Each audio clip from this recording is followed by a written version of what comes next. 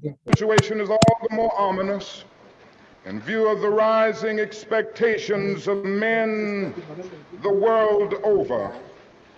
The deep rumblings that we hear today, the rumbling of discontent, is the thunder of disinherited masses rising from dungeons of oppression to the bright hills of freedom. All over the world, like a fever, freedom is spreading in the widest liberation movement in history.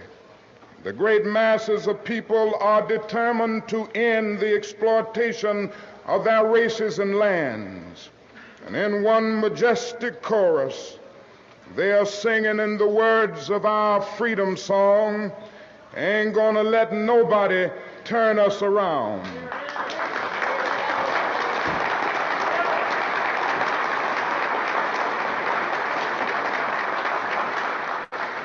And so the collision course is set. The people cry for freedom, and the Congress attempts to legislate repression. Millions, yes, billions, are appropriated for mass murder. But the most meager pittance of foreign aid for international development is crushed in the surge of reaction.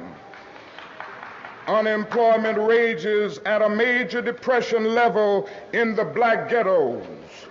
But the bipartisan riot bill rather than a serious poverty program.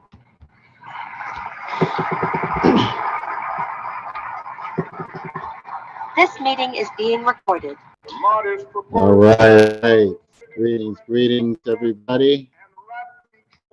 Can y'all hear me now? Little mic check, quick mic check. Somebody in the chat, let me know if you all can hear me. Please, haven't done a Zoom in a couple weeks, so want to refresh myself. So hopefully everybody can hear me. I see a lot of people in the chat and in our rooms. So I unmuted myself, and we are live recording. We are live streaming. Okay. And let me let people in as well. Thank you all for joining us here. My name is Haki, Brother Haki Ami, here speaking here on behalf of the Teaching Artists Institute, and welcome to our second annual International MLK Day event. So it's an honor and pleasure to join you here this day. And so I'm very pleased to have this discussion with some of our wonderful, wonderful international partners. And without further ado, of course, first I'll just say I'm from the U.S. in the Baltimore area, politically active. I'm author, speaker, and so been doing a lot of organizational work for quite some time in many different levels. And so the Teaching Artists Institute has been working with many different countries all over Africa, 16 to be exact.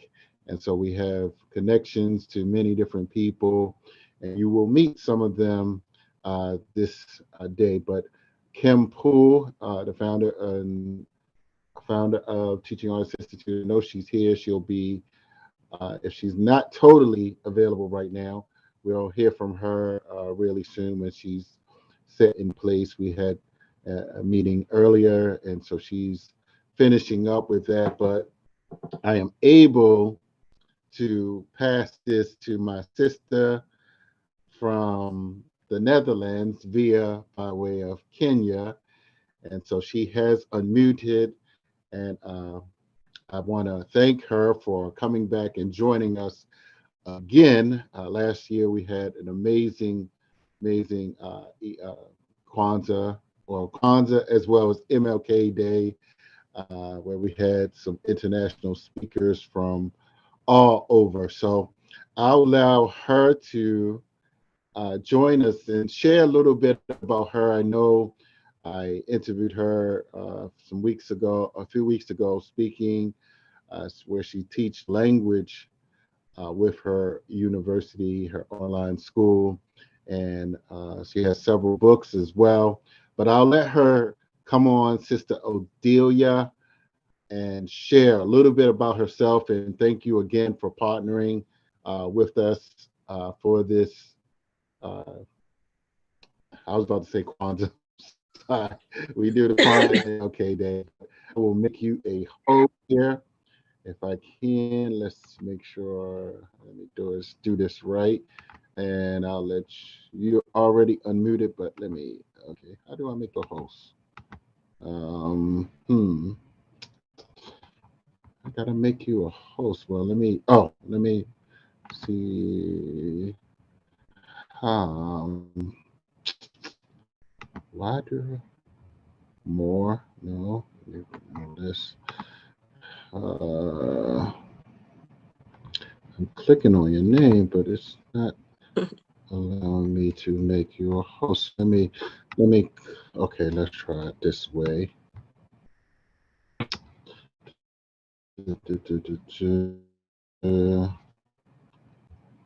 Host everyone. Who's that? Host everyone. Okay. Okay, why do I spotlight for everyone? Down there.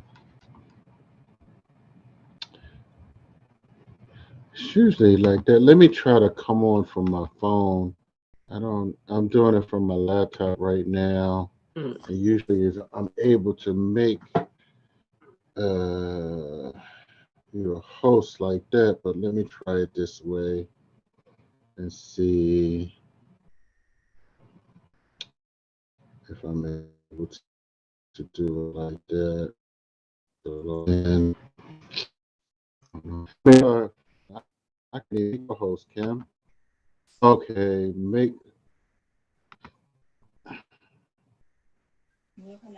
Kim, if you're free, well, can I make Odelia the host? And I can kill my host.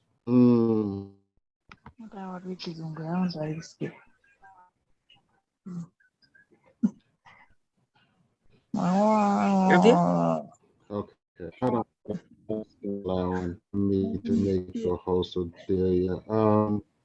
But if you, let me make myself here. Let me see if I can do it this way. Not. Okay.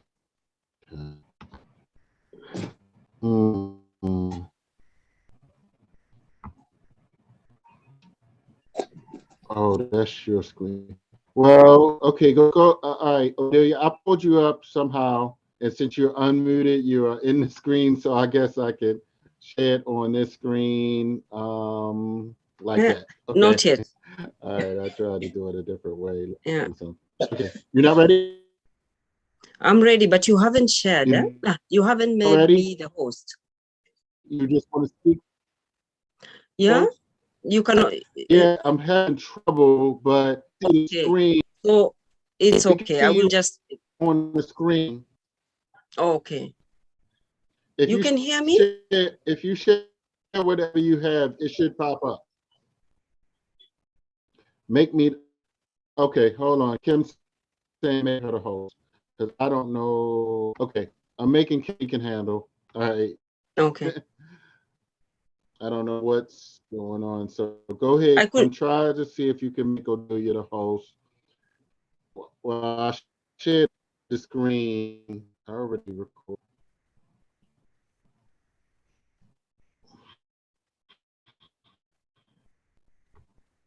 We can hear you. I know I hear you. You can hear me? So if you just want to go with it, you can. Yes, I hear you. If you everybody can hear else me. can hear It's okay. Odelia, please.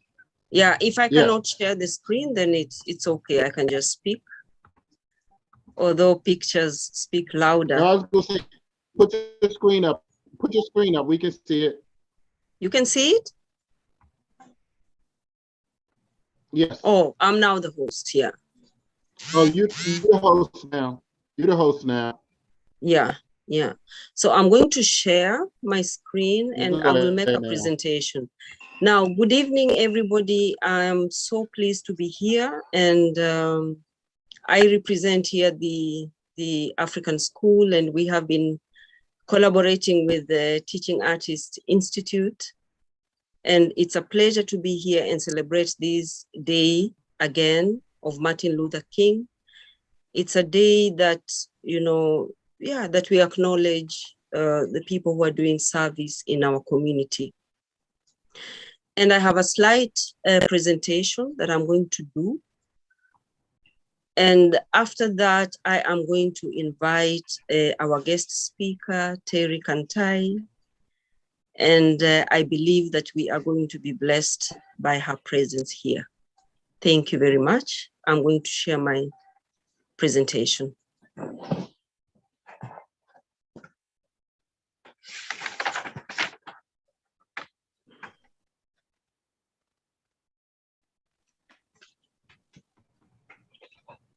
Maybe techno power. Just a moment. Let me slideshow. Oh no.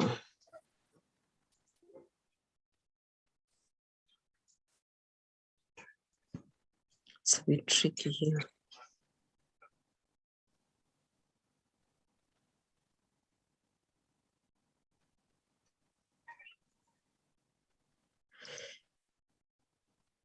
Can you see my screen? I think so. You can see my screen? Can you see my screen? No, not yet. Oh, there it is. There it is. It's coming up. It looked like it's coming up. Okay. Okay. Something's coming up. It's a little, there it is. It's a little slow, but it's all right. There we go.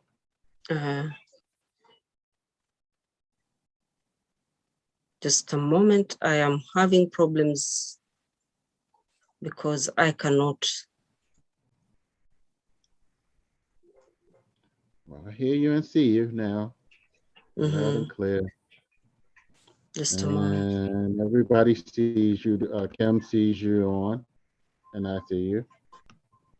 And I think everybody else sees you, maybe. It should. Odelia, we can see your notes.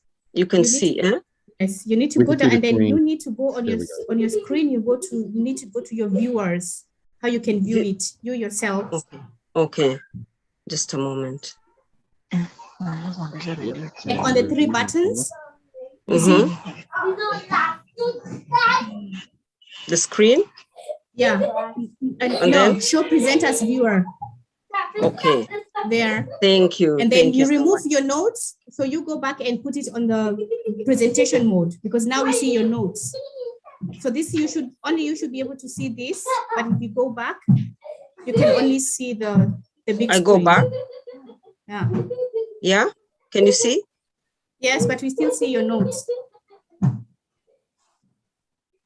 So restart. I think you should restart your presentation. Go and end the slideshow.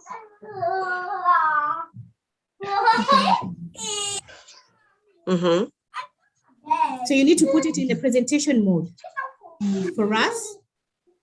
To the slideshow. Yeah, yours is in English. Mine is always in German. in German. It's okay. I think I will manage this way. And then we only see the presentation mode, and you can still see your notes. Oh. Can you see the notes? Yes, down. I don't know. So I have to go to, I go to slideshow. Okay, here it's written, press F5 key. F5.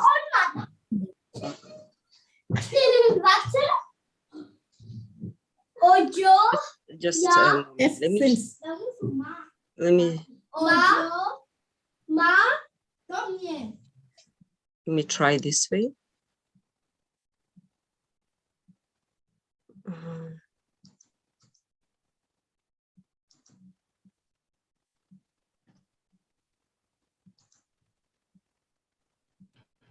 There we go. think that's what you wanted, right? Yeah, no, it's better. Now we don't see the notes. Yeah, but I don't see my notes. Okay.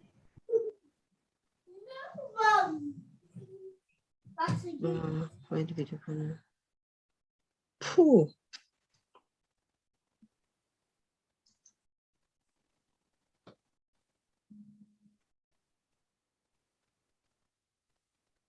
Now, this is how I'm going to do.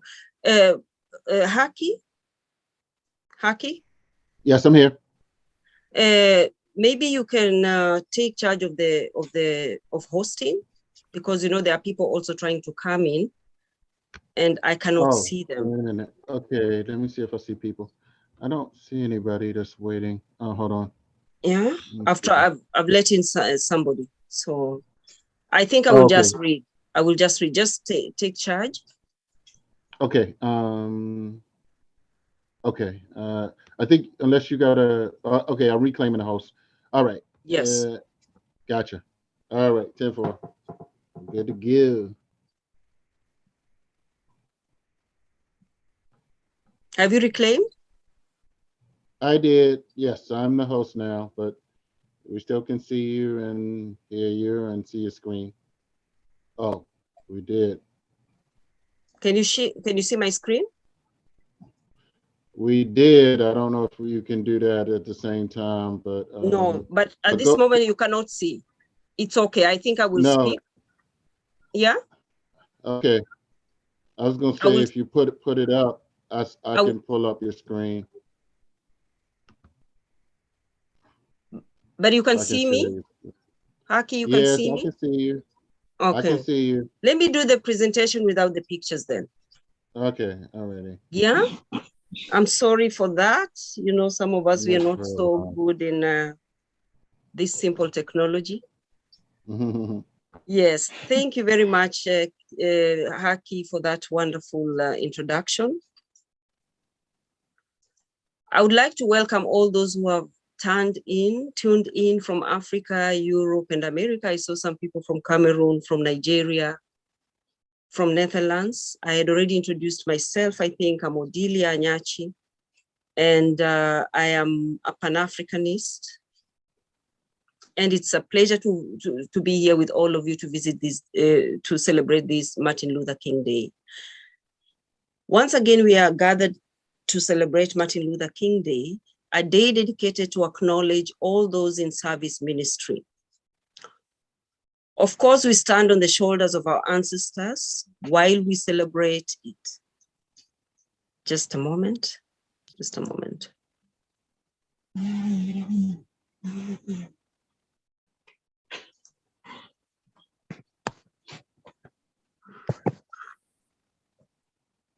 So many sacrificed their lives to make me and you live better.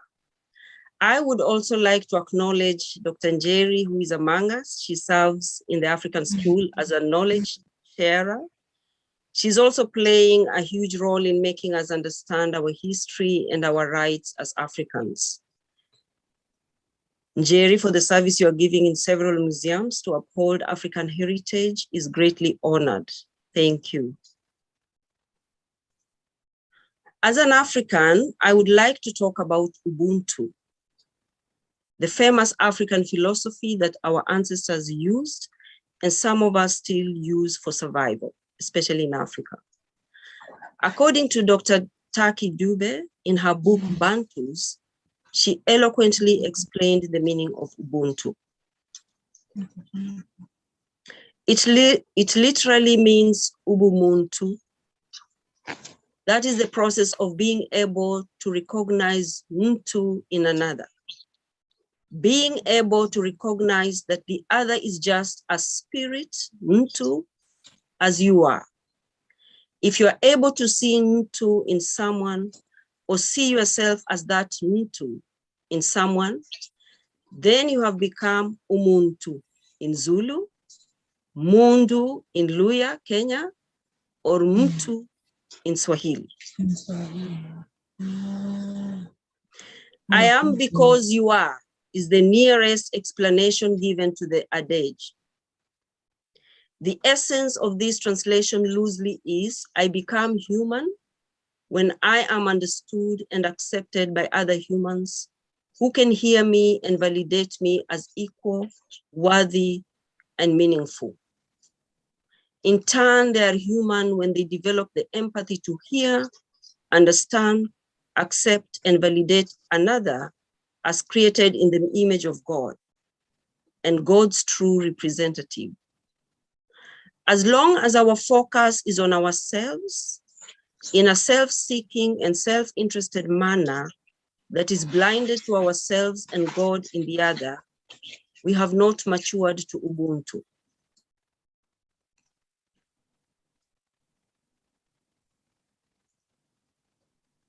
Studying the customs and traditions of African Abantu, including interviews with several elders, it has been realized that there are 4 postures that mature one into Umuntu. The first one is the upward posture, which, according to Dr. Nehatalu, this is the belief that Abantu, or people or humans, are not self-existent. They are created by God. The second is the outward posture towards others.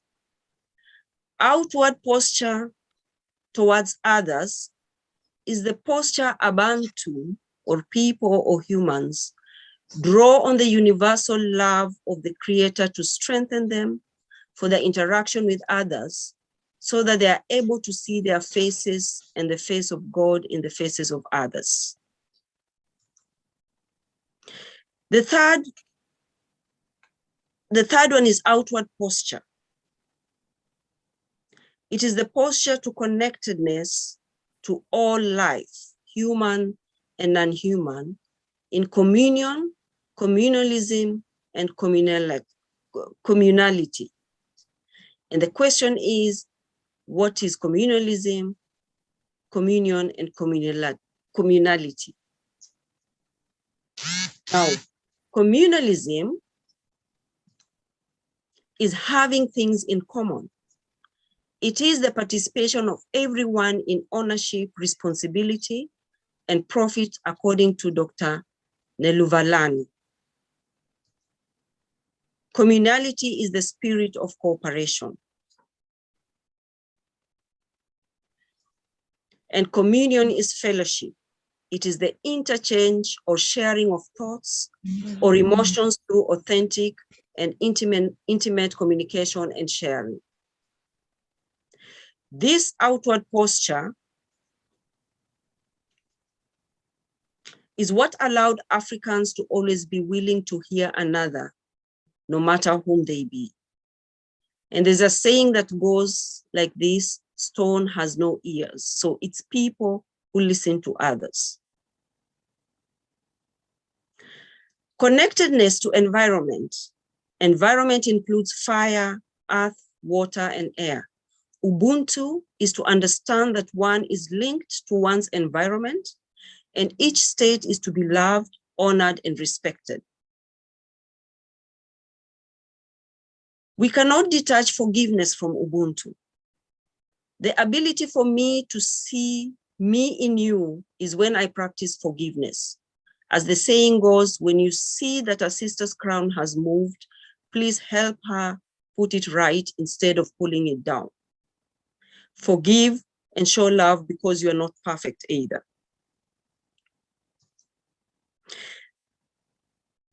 Habari gani? When Africans inquire by saying habari gani, they are asking about your whole being and your environment. How are the children? How are the cows? How is the harvest? How is your job? They are also available to listen actively until the speaker is fully unburdened if this becomes necessary. The process of unburdening is the simplest manner of service, and it is called listening. Even if you have no talent, no money, you can just offer the basic service of listening to one another, because in him or her, I see myself. And that was my presentation about Ubuntu. It is a pity that you could not see the pictures.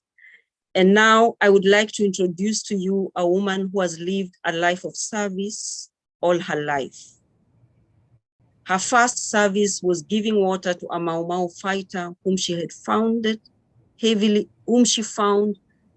who was heavily wounded and lying in a ditch. She was only around 5 years old.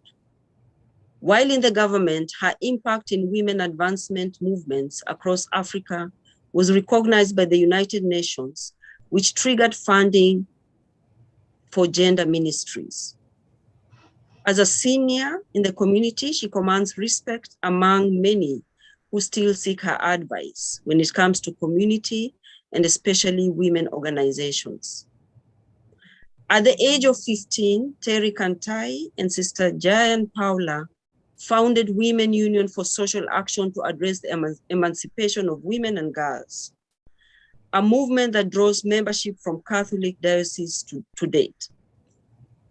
As an officer at the provincial level in the 70s, she helped women change the colonial names of women clubs to groups and mobilized women to start the famous Mabati women groups with 3 specific objectives.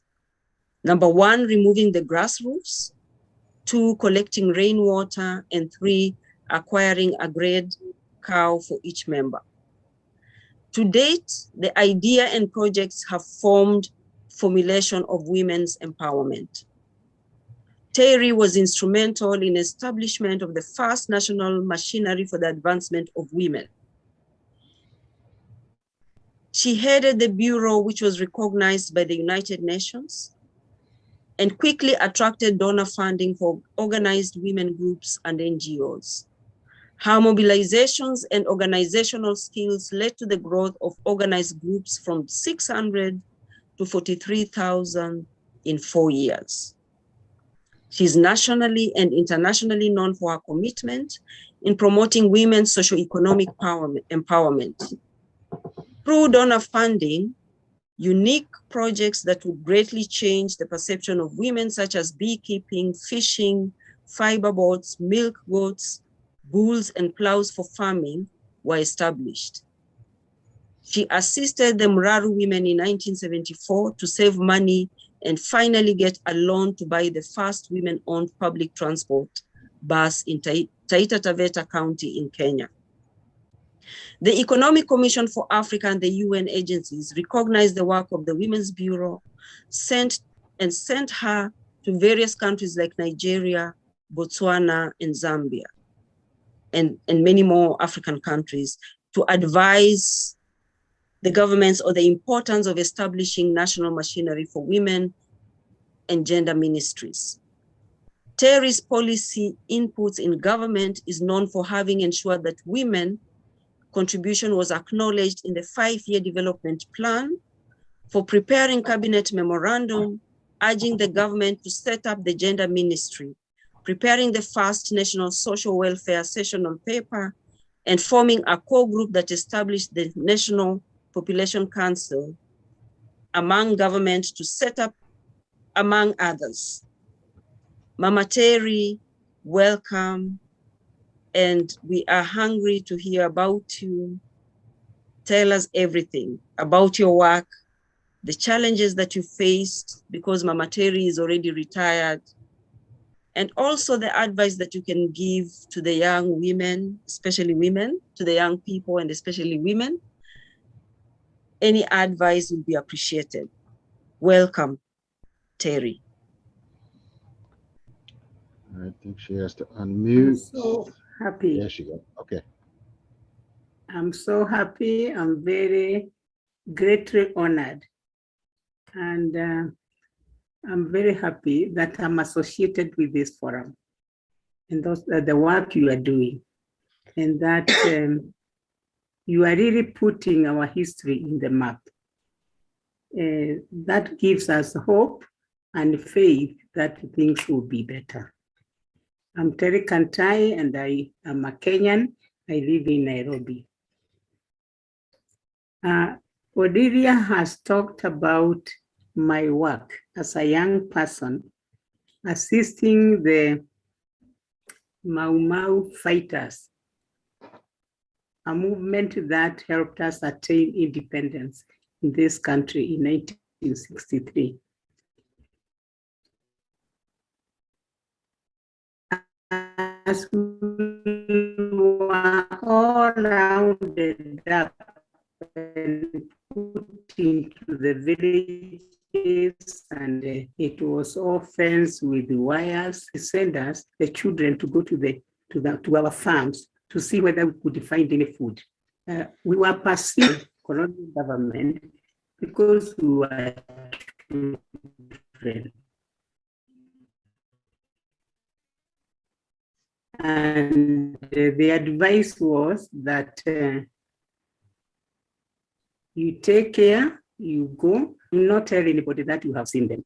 So I learned to keep secrets from the time I was very, very young, that I had seen and I knew nothing. Well, this particular incident, when I was very young and found somebody in the ditch, the Mau Mau would die. So they dug a hole and they put him there. I think he was, he must have been hit by a bullet because his wounds were smelling badly. And I was about to step on him when he said, "Hey, you girl, please do not step on me. I'm here and don't tell anybody and I need water." I was trembling. I ran to the river with the bottle I had and brought the water, checked to make sure that nobody has seen me.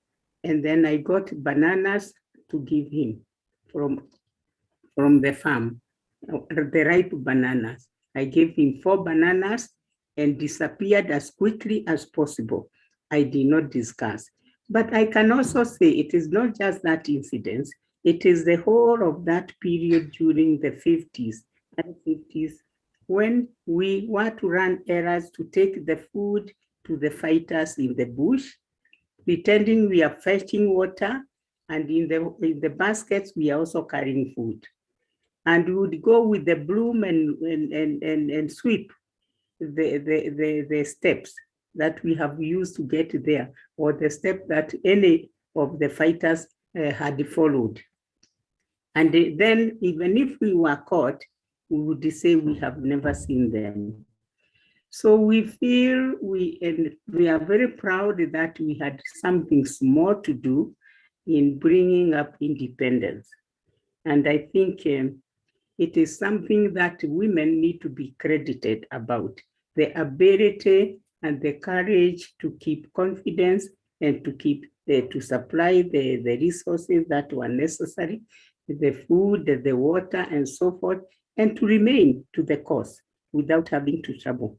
I grew up as a child of a church minister of an independent church. The independent church is unique in that it also participated in the design of the movement for change of the leadership of the colonial government, because certain tribes like the Kikuyus were not supposed to go to school, and therefore they started their own schools. And my father was privileged to start the school and also to be able to start the churches.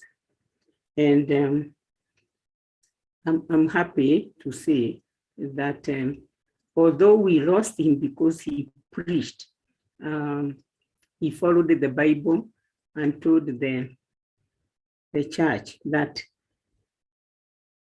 fighting for independence and fighting for the land and the resources that are taken is a right, and it was biblical. And for that, he was buried alive. We lived without our father, but our mother was a champion of human rights. We worked very hard, and we managed to go to school. And in the school, I think there are some qualities that you learn from the beginning, the quality, the virtues of charity, the virtues of giving, the virtues of serving, the virtues of serving without any expectation, the virtues of patience, that you learned during that period when there was that struggle for independence. And in the school, you also kept quiet because you didn't want to say who you were. At least people will come and find you because they also killed your father. So you lived with certain degree of fear, but we also had a lot of confidence because we saw things happen even under the circumstances. And in the school, I went there as an independent church follower, but it was a Catholic school and I changed because I believed that was the historical church. And I read and I decided to change. And I even became a catechist during holidays. So I would mobilize people to the level where the bishop would always quote, please try to do like Terry. Everybody can do like Terry. And although that time I was shy about it, now I look back and I think, hey, maybe I was doing something. So at a very young age, also after the ordinary levels of high education, a Catholic nun asked me if I could join her. I think I was 17, 18, to start what we call Women Union for Social Action. I think Odilia had mentioned about it. And it was a movement for women emancipation, women and girls emancipation. At that time, we did not use the words empowerment and we do not use the word strengthening because culturally, you empower women to do what? To compete with the men. Those concepts did not arise. So it was women's emancipation, and it was interesting because I grew in that and I grew knowing that there were gaps in the society and that I could do something. I could help an old person who had jiggers or who didn't have water or who needed certain things to be done. And as a group, we went house to house during holidays and anytime we had the free time to help. And also we taught them how to read and write. And not that we were very educated, but we gave what we had. Here the principle is give with all your heart, whatever you have, whatever you know, without expecting that one day you'll be a graduate and therefore you give. You give at the time, at a material time when people need it. So I think I grew in that movement. And I was lucky because I managed also to travel at a very young age to represent the youth in my country. And I thank God about that. And then towards the end, I went to Holland also to study. And after I studied, I came back and that time, I hear of unemployment. At that time, we didn't have unemployment for educated people because the government sought for us. They asked you, we have these ministries, where are you going? And it happened that I was given the responsibility. The first assignment was to deal with international casework for the Asians who were to return to England or wherever they wanted. And Britain did not want to welcome more Asians. So my casework was for Goan families and also for the Asian people who had relatives in Britain. So we had to correspond. And I thought that was interesting and challenging. And then it is during the same time that we wrote the first national, not that I had a lot of experience networking and support, and also seeking and working in team, because I think that's very important.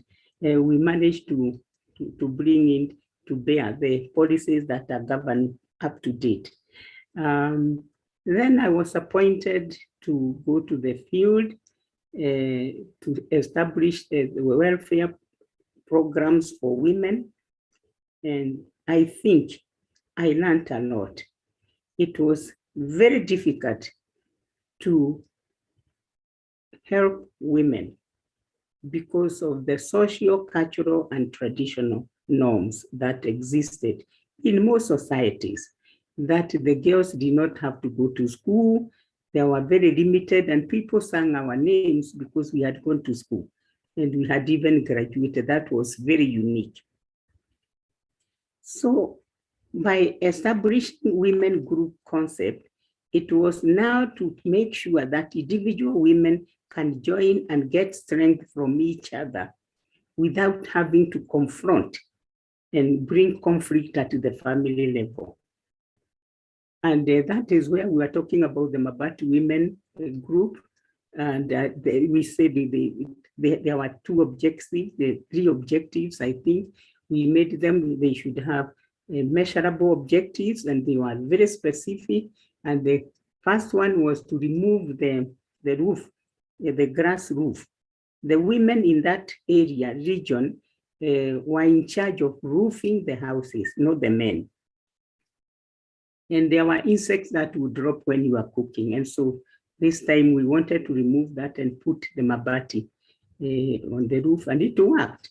And I think it worked like everything else. It is everywhere in Kenya now. People always have those groups, and it's amazing how when a good idea comes, it is actually taken by the majority of people.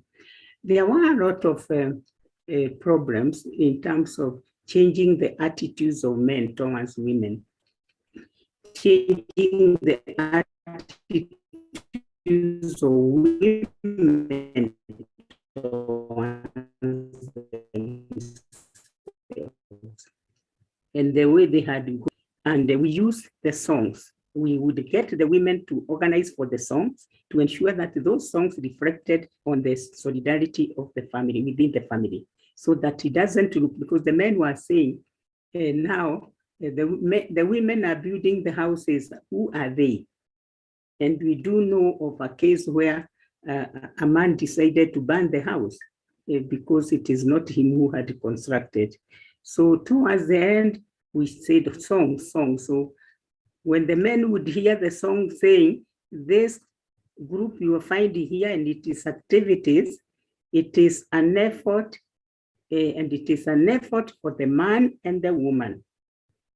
So we would give credit to men even when they deserved nothing. And I think that was very nice of them, because they would say, hey, these ones are not even competing.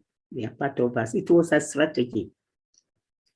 So, and then after several years, we had also the integrated rural development, where we learned a lot to use the resources in one place, to pool the resources together as government and NGOs, and make it happen, because we are serving the same client.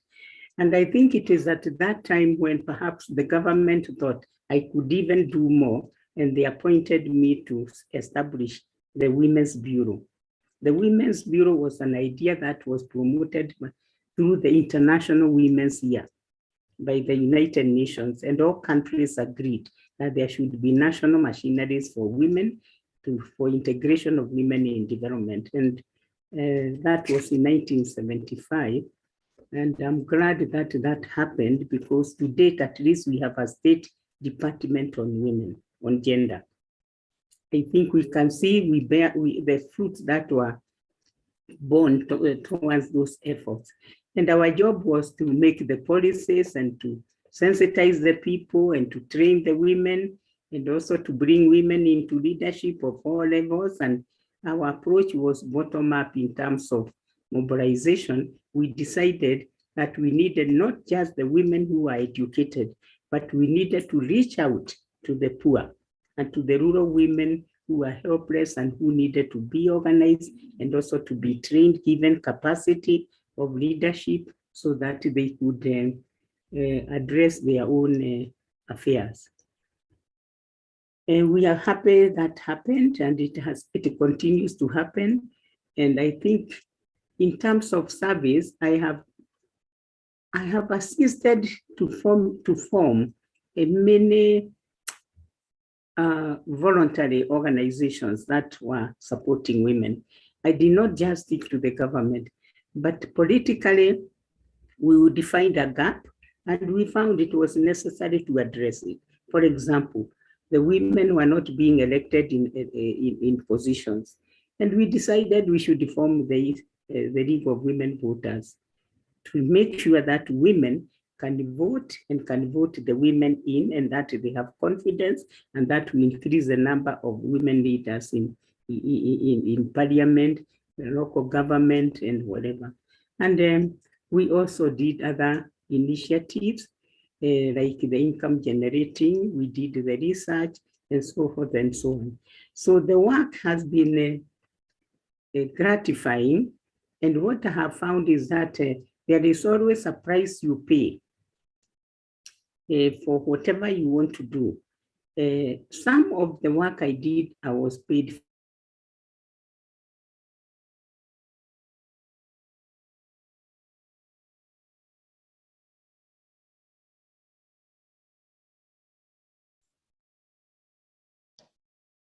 Unfortunately, we have lost her.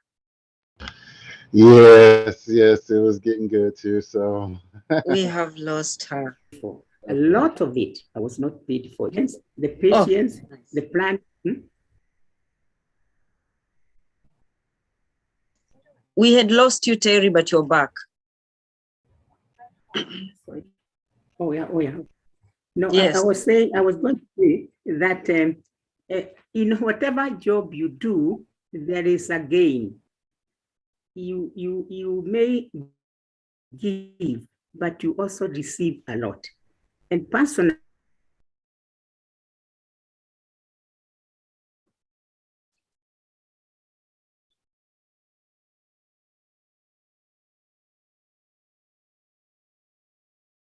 Hello. We lost her. It has made me who I am. The work I have done has made me who I am, and I think this exposure was extremely necessary. And I know that we have to be patient when we want to achieve something, and we have to be more strategic. And I think we learned through doing and through giving and through the service.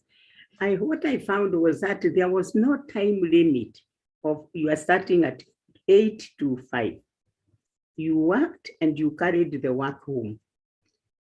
And you worked on Saturday and you worked on Sunday. And you did not expect additional assistance.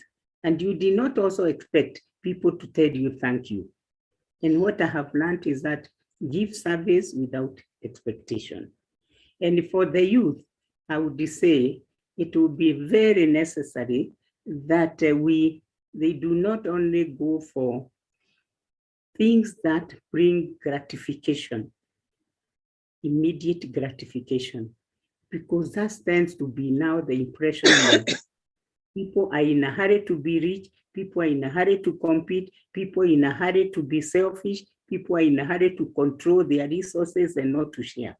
And I would say, I think we need to go back to the African traditions, African culture and values, and see the value of working and giving service to other people, and also of sharing, and also of sweating. Work for what you get, so that you are not tempted to scheme around, to steal, to use corrupt means to get where you want to get, so that you are like so and so. I think I would say that there is no harm in giving the services, because by so doing, you also learn a lot. You learn a lot by giving, by talking to other people, by helping, by giving them a hand, by filling in a gap, and you feel content and whole. Thank you, Terry. I have one question for you. Mm-hmm. You know, the parenting nowadays, especially in Africa, has changed. How do you see the parenting of today? And what advice would you give to parents in order to bring up responsible citizens? and citizens of service, citizens who know it is important to see my brother the way I see myself. Because I noticed that we are now lacking that, especially in Africa. I think it is a very serious observation. We are lost. I would say we are totally lost, and we don't have the foundation that you need. Traditionally, we are groomed. If I saw an old person carrying something, I would help. If I saw an old person walking through a path, I would give way. We knew service from the time we were small. These days, it is so capitalistic perfected that it is me and me and me. But you know, this will also not lead us anywhere, because we are walking like we are naked, without values, without traditions, without pride of our culture, of our background, without understanding where we are going, except you want material. The emphasis, too much emphasis on material. And I would tell the parents that they have to know their children, and they have to keep close to their children, and they have to give them advice and to give them a hand. They have to tell them what is right and what is wrong, what is acceptable, what is not acceptable. They have to tell them the value of work and the value of service, and that it is not just a question of accumulation of materials, but also sharing and also working hard is very important. And not just copying. Sometimes I feel we have copied too much of the Western culture, and we are lost in between, sitting two different stools, sometimes three, because there is three of the competition. And I think then you feel sorry, because you can see these people, the young people are very weak, and the parents are even weaker, because you give what you have. And if we do not teach our girls, our young men, how to bring up a child in honesty, with integrity, hard work, and also service, values of service, I think then I would say we are also, I would advise that the parents focus on that, and that there is no harm of also teaching them your language, your mother's language. And I think the more languages you know, the better.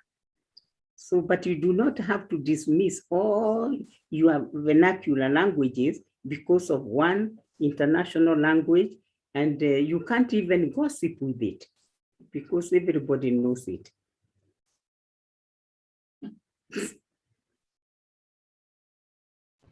All right. Thank you so much. You have touched on so many issues that we are dealing with here in the diaspora. You have touched about language, culture, history. And I think these are the things that have made, that ground you, especially as an African person. And this culture of ours, we also want to share it with the African people of descent, people of African descent in the diaspora. And it is nice to hear that our culture is valuable. Thank you for confirming that. Haki, Kim. Yes, thank you. Thank you, Mother Marie. We appreciate you joining us from Kenya. We appreciate you. About Mao, United States. Many Pan-African leaders admired and respected the work of the Mau for years, and there are quite a few songs about the Mau, and many people salute the Mau in the United States. So very pleased that you've been able to join us and share your historical context for that So I just want to read some of the comments. I believe this is a brother or sister. I apologize. Njoki de Dakara says, my mother was a village woman without education, but took up with women's groups. So thank you, brother or sister. I'm sorry, in Joke.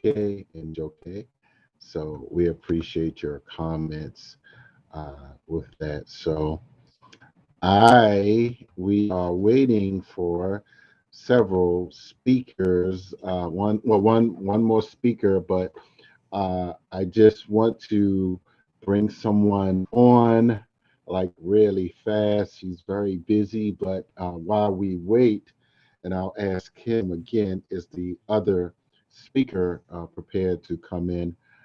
Before I introduce my speaker, I wanted to say hello to Boniface. He is on, and he's actually in Kenya as well. But Boniface, if we have a second, we may have you say something to Mama Terry. Well, just take 60 seconds, and I want to introduce a sister. Hold on, I got you. Just take a couple minutes and share where you are, in Kenya, and what you heard really fast, real quick. Yeah, hi everyone. My name is Bon. Hi. Yeah. My name is Boniface. I'm based in Nairobi, Kenya. I am an artist working at intersection of arts and peace building and social justice and trauma healing work. I'm based in Nairobi, but I operate across different African nations. I'm also a cultural advocate. So it's a great pleasure and privilege to be in this space. Thank you very much. All right. Yes. So, and I appreciate you, coming on at last minute and, just sharing and listening to Mother Terry. I know you heard parts and pieces, so I know it's good to hear your fellow countrymen's stories. So I appreciate your time with that. But as we wait, and Sister Kim, you can let me know if we get the other sister, but we have a little bit of time. So I have a guest on, Dr. Remy Duyele. She is in the United States. She's in the Prince George's County area, and she is a candidate for a House of Delegate seat, but she is of Nigerian descent. But I'll let her come on and take a couple minutes. And Kim, you can let me know if the other person comes on, but you can text me. But I'll, let Sister Remy, Dr. Remy Duyele, she's running for office in the United States, just kind of chime in and say a few words. We got a couple of minutes until we get the other person on a little later whenever they come on. But go ahead, and sister, and rock it out. All right. Thank you so much, Brother Aki and Sister Terry. Thank you for this platform.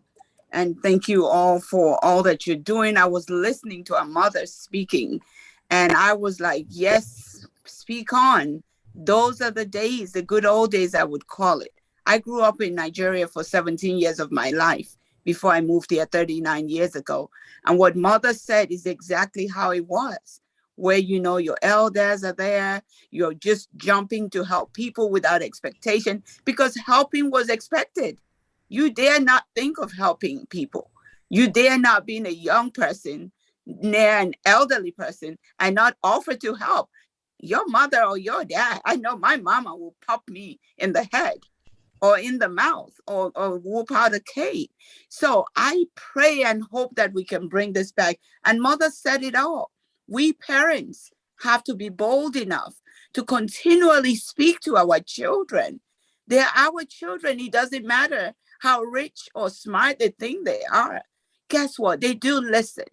They might not want to act like they do. So I just was so amazed and happy that mother was going to that lane and reminding us as parents to be fully engaged and never to be a spectator in our children's lives. I pray that in this nation that we do the same. And that's one of the reasons that I'm raising my hand to run for office and be a representation in Annapolis, where we can bring some newness, some authentic narratives to the legislative matters that concerns us, especially in this great state of Maryland. We have a lot to give as African born, and our brothers and sisters here in America, they are our brothers and sisters, and together we can rub ideas off of each other. And Mother, you spoke well. Sister, thank you for this great platform. And Brother Akeem, thank you. He's our campaign manager.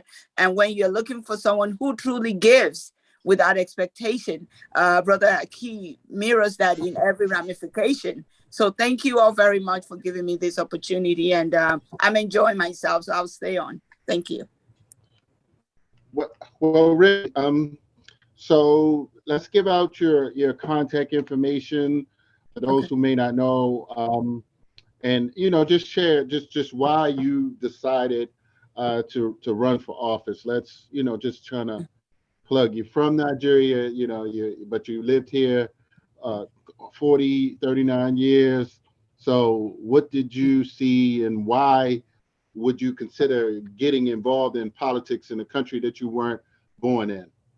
Sure. Thank you so much. And you've said it all. Been here for 39 years. And wherever you've been for 39 years, you're not a stranger anymore. And coming here, I came in quest of education. And education I got. I was able to get education that allowed me to start my corporation and my corporate life. With an MBA, I started as a teller in a banking institution, one of the top 5 in this country. And with 4 strikes, I rose to a vice president position. These were things that motivated me to know that, you know what, when you give your best will come to you. Was it easy? No, it wasn't. Black, female, Nigerian accent. I had to deal with all the strikes in everything I do. And as you all can hear, none of those things you choose. And I'm so proud of it. But people had issues with it. And Brother Aki, you said it. What gives me the audacity to want to run?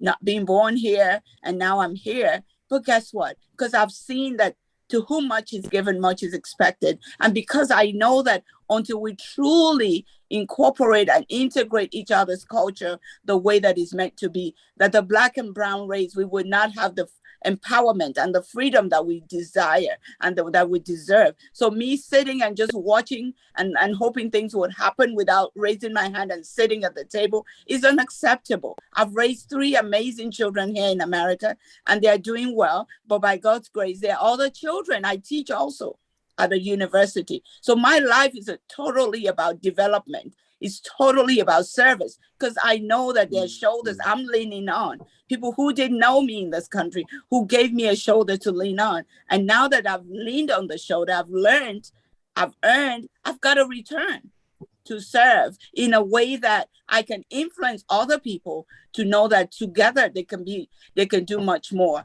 And the small businesses, as an entrepreneur, I want to be able to make sure that all of our small businesses have a seat at the table. When I say a seat at the table, it means their voices will be heard, not that they will come and be at the table exactly with me, but their voices will be heard, because I will go to the grassroots and ensure that there are no little people in my books. Everybody has a gift, and that gift we will pull out. So small businesses, our seniors, our elders, they've got wisdom, they've got experience, they've got expertise. I'm going to ensure that our seniors are put to work in a nice way, that they mentor our young leaders.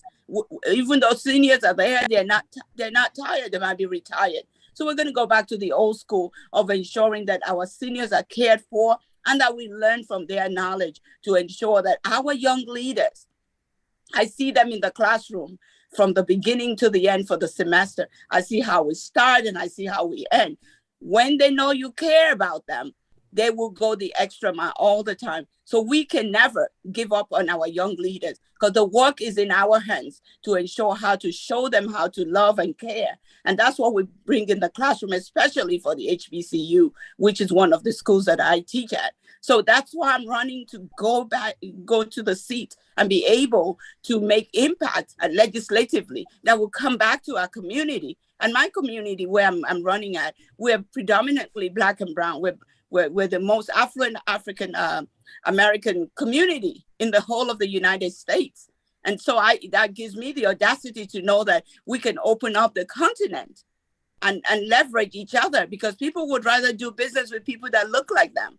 And our African American brothers came here to set the stage for us. If they didn't set the stage, I would not have the audacity to run. They have set the stage. So now we can together take the knowledge that I have gained in America, the upbringing that I was brought up in my home country, to now go to the table and say, you know what, together we can do it better. And that's what I'm hoping to do. And I ask that you all visit my website. I'm going to put it on the chat, voteremyduyele.com. Keep us in your prayers. If you're led to serve, please volunteer to help us make some phone calls. If you're led to donate, whatever you're led to do, this is a movement about us, not for me, not for any particular reason, but for service. Pure service is why I'm doing this. Thank you so much, Sister Terry, Brother Aki. Thank you so much for giving me this platform to speak. Yes, thank you, Remy. Thank you Thank for you. your service to community.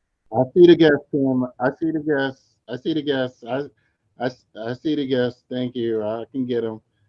Thank you. But thank you, Sister Remy. That's Odelia and Kim as well, Sister Remy. And we thank you for your time. I'll put your information in the down the bottom. And so now, Kim, I can let you come on, and now you can.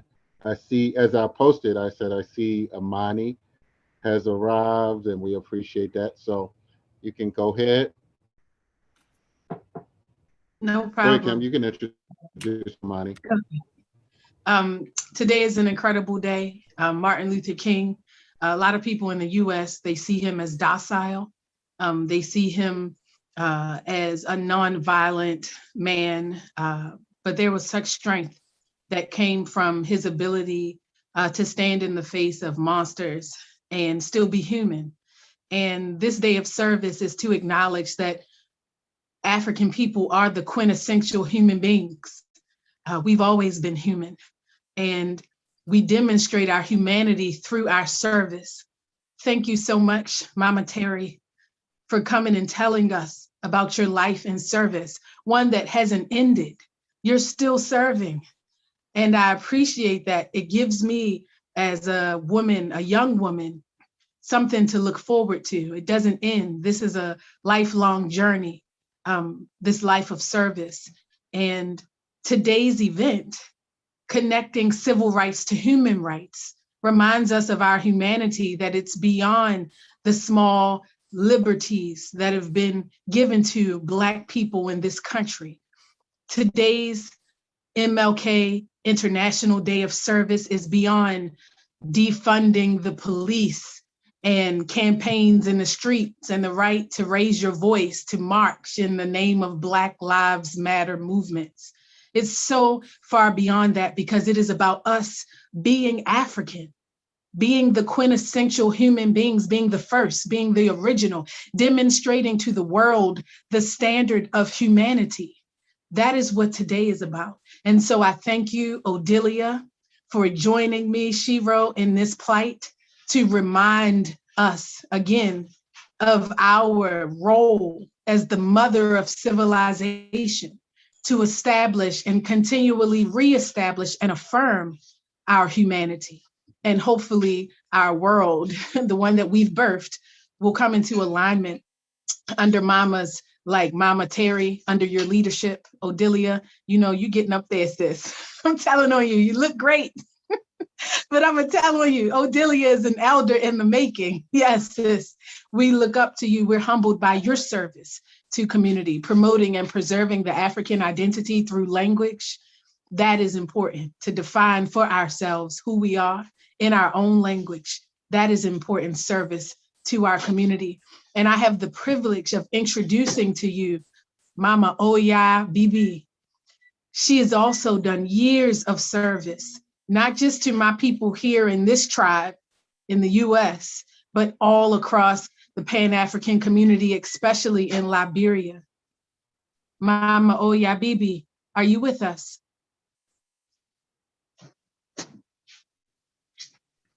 Yes, I am. I am so sorry. What a mix up. My goodness, I'm so sorry. I'm here. No problem. Can you Thank hear you for me? being here. Yes, we can hear you loud and clear. Thank you so much for being here with us as a brilliant example of the service-oriented spirit that we all need to serve our communities. And as the mother of civilization, I give you the mic and the floor. Please educate. Okay, so I think we were going to show a video. I don't know how to do that, but someone was supposed to do it. If you'd like to put the video on, it's fine. If you want me to start talking, it's fine. It's up to you. Tell me what to do. No problem. We'll make you the host so that you can show the video you would like for us to see. And after that, you can go into your presentation. Thank you. Okay, so then you're going to set it up because I have no idea how to do that. Is that okay? I spoke to Kim this morning and she said that she would send it and it would be set up. No problem, Mama. Just give me 1 second. Okay, I can start talking. So, all right. So I just learned about TAI yesterday. I heard from Kim. I got back to Kim and we had a great conversation. I told her my history of having immigrated to Liberia, West Africa with my family, 5 children and my husband in 1985. And we stayed in Liberia. I've always been an activist. And I didn't want to leave, but because of racism, we lost our 5th child because we were rejected at a hospital in South Carolina where we were traveling on vacation. So it was pretty intense for me. I could not get over that. Racism is hard enough to get over. It's one thing to see Emmett Till killed when you're a little kid like I did, but to see it up close and personal and have it affect you changes your life. And it changed my life. I think I grew up. I was so hurt. So then we decided to leave a prosperous business, a wonderful community in Miami, Florida, that we had pulled together because of our business. Everybody would join up at our business, Kwanzaa, different holidays, different meetings, African dancing. We sold African clothes, we made jewelry. I'm a goldsmith. And so we packed up and left Miami and moved to Liberia. There had been a coup in Liberia, but I didn't know about it. There was a lot of information I did not know about Liberia. And you can read up on it. Liberia historically is connected to African Americans, Caribbeans, and of course the indigenous people that were there before we returned. Because we were scattered when we came here during enslavement, when we were going back, we didn't know where we came from. The United States was trying to get rid of us. The American Colonialization Society was trying to get rid of us. Those of us who were already free in the 1820s, who already had either purchased our freedom, lived in the North or otherwise, we were an ugly sore. We were the attraction for runaways like Harriet Tubman. We were an enticement to freedom. People could see us and see us free on the street, but they were enslaved. And so they wanted to get rid of us. That was the plan under James Monroe. Just get rid of them, send them back to Africa, the free ones. And so free and still enslaved were returned, and they chose Sierra Leone. Britain chose Sierra Leone, and what became Sierra Leone, I want to get this very, very clear. People lived there before. Liberia was not founded. Liberia was, people came from the United States, African Americans that had transformed over 200 years, came to Liberia to settle. And that's the best explanation I can give. In that settling, they created a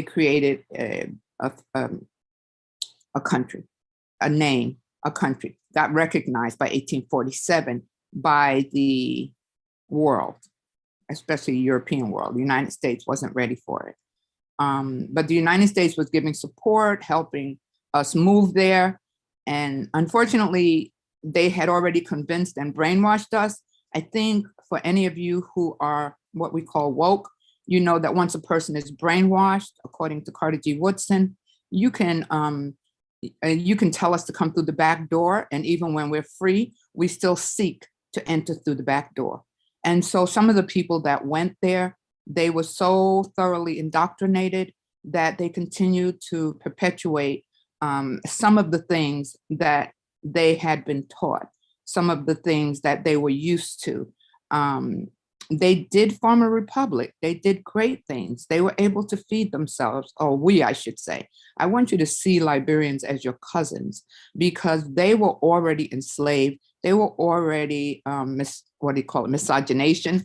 And they were already ready to embrace Christianity, Western ways, to support the United States. Anyone who knows about Liberia knows that the flag looks like the American flag. It's red, white, and blue. That the Constitution is actually pretty much the same. But they were not fools. One of the things in that Constitution says only people of African descent can become citizens of Liberia. And many people have tried to get Liberia to change that clause in their Constitution. They will not. At least they have not, and I hope they do not. So Liberia was able to pretty much feed itself up until the 70s. They got a new president in the 79. Yeah. Tubman was the president for, I think, 26 years. He died unexpectedly, and his vice president, Mr. Tolbert, became president. Tolbert was trying very hard, from what I've read, I wasn't there, to stop the importation of rice. Liberian farmers were growing rice. Liberian farmers were feeding themselves. Liberian fishermen, cattlemen were taking care of those things. We didn't need a lot of importation, but Firestone was importing rice, and they got the Liberian public to become endeared to that rice. So sadly, a lot of importation was coming in, and it was cheaper. You could produce it cheaper. You could import it cheaper than you could produce it. And so Tolbert, was raising the price of rice so that the importation could not continue, that the local rice would be more acceptable. And the local rice, what we call country rice, if it hasn't been milled to death, to whiteness, has a red covering on it, and it's very, very healthy and very, very tasty. So that's what his plan was. I'm not sure of the other politics, so I won't try to be an expert. But in 1979, I believe it was, Tolbert was assassinated. I feel it was outside interference. He was assassinated. The indigenous people took over, which I thought was a good thing. I just didn't know what assassination meant. I was very, very naive. And so when we moved there, I knew nothing about the coup, except to know that William Tolbert was gone, and the indigenous people were finally going to have some rights in Liberia. Liberia used to be called a country of apartheid. We knew about South Africa. Everybody did. What's interesting about Liberia is, although it was called a country of apartheid, under Tubman, the president who was there for so long, he had begun to do what he called integration, and Tolbert was carrying it further. So we are very connected. Martin Luther King was very, very instrumental in changing the minds of the way Liberians were treating the indigenous people, or Americo-Liberians, they're called sometimes, Congo people, they're called sometimes. The people that ended up forming Liberia are West Indians, many from Barbados, African Americans, many from the United States, and also people who, because enslavement ended in Europe at a certain point, I'm not sure of the date, but if you were on a ship as an enslaved person heading to the West, the British captured those ships. They took the people off those ships and they dumped them in Liberia on the coast. Okay, so those they always call Congo people. So in 1985, here comes my family. We moved there, lock, stock, and barrel. We carried all of our money, closed our business, packed up our, put our stuff in storage, and we moved to Liberia. And we were very happy, having homeschooled our children, having home birthed our children, except for the one that was lost, and being very self-reliant. We opened a small school. I got invited to teach at a local school. I accepted, I went there. We had 5 children at that time. All of our children went to that school. I was able to participate fully. And we were living a really good life. We didn't interact with people from the embassy. We didn't interact in Liberia with people from the USAID and other official, they call them official Americans, which is such an ugly word. We didn't really go there for that. We went there to interact with Liberians to see how we could integrate into the country. But we were still so naive. We didn't realize that tribalism, as in the United States, colorism, economicism, all of those things existed in Liberia. So we were put into a box. We were put into a square. We're a circle, and we were put into a square peg, because it's like, well, you can't integrate with the indigenous people. The indigenous people, the people that we met, who the original people, some were ready to work with us and some weren't. So 5 years we lived in what I would call utopia. I used to have to wake up and pinch myself. Anyone who's moved to Africa, it is such a different place. For me, it is such a welcoming place. There were opportunities where I wasn't welcome, but generally speaking, that had to do with colorism. I was told at one point by one of the teachers in the school who thought she was helping me.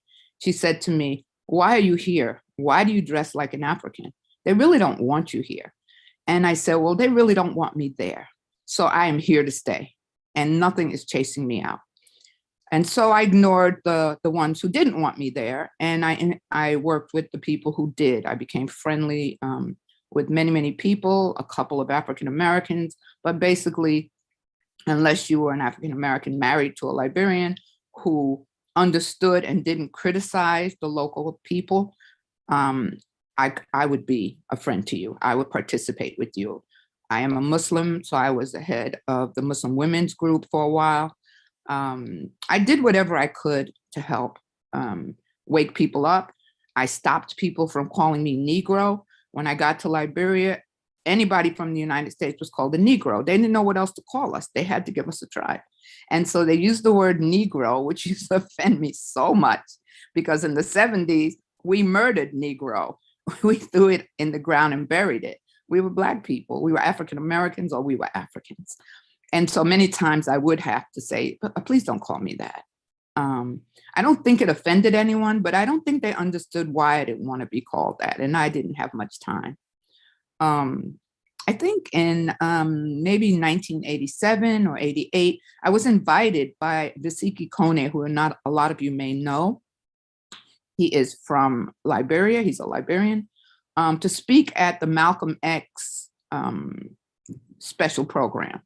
I was honored. I went there and I spoke. He did some news articles and we became very good friends. He's very, very popular on Facebook. He's visiting Africa right now. But something happened in 1989 on December 25th, and that changed our relationship to Liberia. The war came. Charles Taylor and Prince Johnson invaded Liberia. They are both Liberians. Charles Taylor appears to be a mixed Liberian, American Liberian, and indigenous, and Prince Johnson is an indigenous Liberian soldier. They invaded Liberia while everybody was kind of drunk, I guess, celebrating Christmas across the Ivory Coast border. We heard about it, we ignored it. We hoped it would just go away. We thought it would end like 1980, the coup with Tolbert, but it did not. Within, I would say 6 months, the invasion was in the capital city. The stories were horrendous. Americans and Europeans alike were fleeing Liberia. They were getting out of there. We sent our kids to my mother, and my husband and I decided to stay in Liberia, to stay there. That was our home.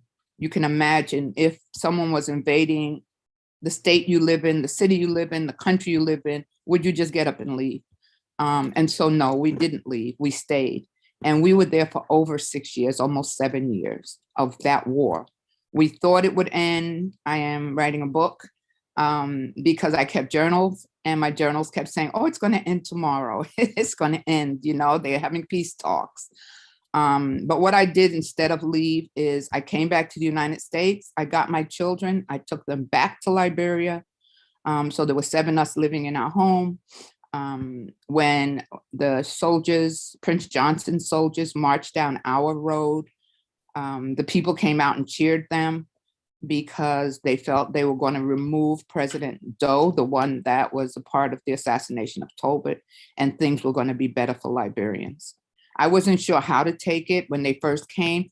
We called them freedom fighters until the stories started coming out about the murders and the atrocities of different tribes. So Prince Johnson and Charles Taylor, to make a story short, they began to fight each other. There was a lot of outside interference. And I think if you're talking about nationhood, if you're talking about unity, you have to recognize that people will infiltrate. People who look like you, people who feel like you, people who you love may infiltrate. And who cares if they infiltrate, but they will cause dissension. They will turn you against yourself, not to mention people who are close to you. And so in Liberia, Prince Johnson and Charles Taylor separated, and both of them turned into 2 warring factions against each other, killing each other's family members in different parts of the country, killing Muslims, killing other tribes. Prince Johnson killing Taylor's tribe, Taylor killing Prince Johnson's tribe. And there were bodies in the street. If you see my head shaking at all, it's because I'm a basket case. I came out of there crazy. But I just couldn't leave. I couldn't leave. I wouldn't leave. I didn't want to leave. So I began to travel back and forth to the United States, trying to build an advocacy for Liberia. One thing that happened very quickly, and I want all of you know how to grow food, keep stores, that and we saw it with COVID, when the shit hits the fan, excuse my language, food is the first thing to go. And it was gone. Within 2 weeks, according to my journals, there was no food left. And I'm not talking about supermarkets. People were running in droves. They would travel out of Monrovia, the capital city where I live near to. I'm 6 miles outside. And they would run.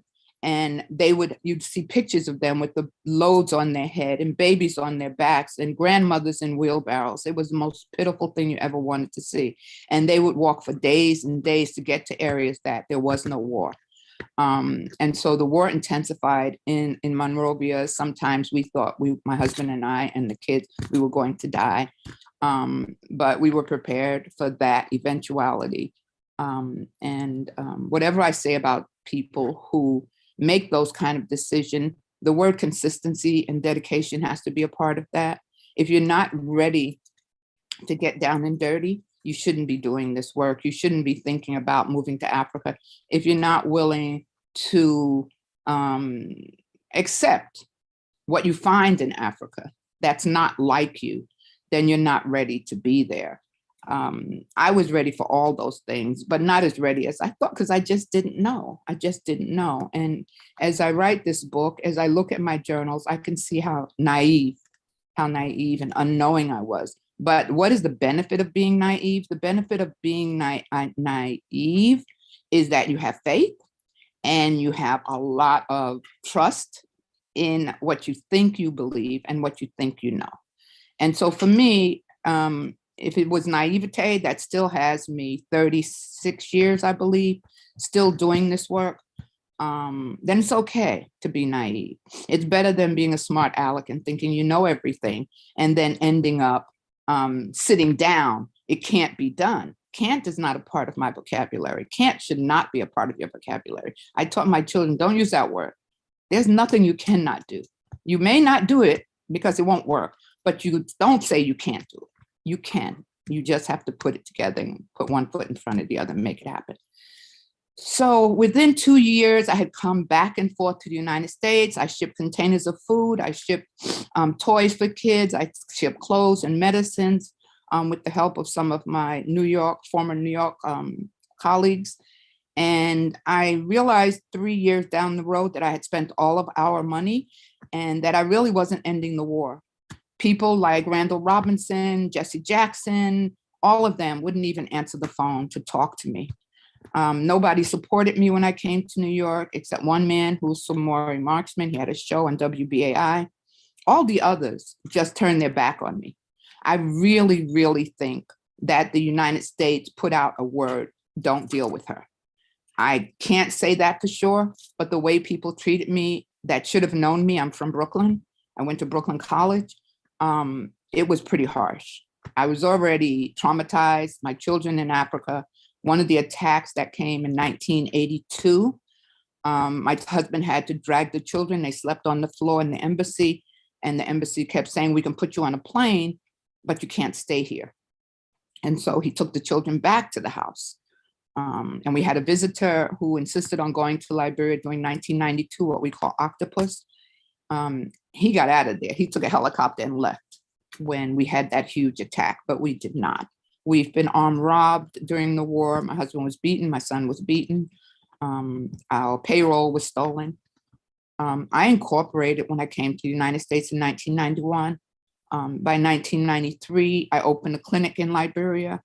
A lot of displaced people had been taking up residence next to a piece of land I own. I had nothing on the land. But I had a project that I got money from the United Nations and from a group called IFESH under Reverend Sullivan, about $40,000. And I decided I was going to build for the refugees, the internally placed refugees, chicken houses, distribute chickens, distribute tools for farming, teach urban gardening, which I was learning on the fly, and also meet the needs, the health needs of the people in the displaced camp. So I went to the UN and I asked them for a tent, and they gave me a tent. I opened the tent and we began to offer, and I hired a nurse and we began to offer healthcare. Today, I'll cut it short. I don't want to bore you too much, but today, well, let's go back to that time. During that time, we did teach those things. We did give out tools. We did deal with the UN. We did begin to build a Center for Democracy and Development that was going to be a school for Liberian adults.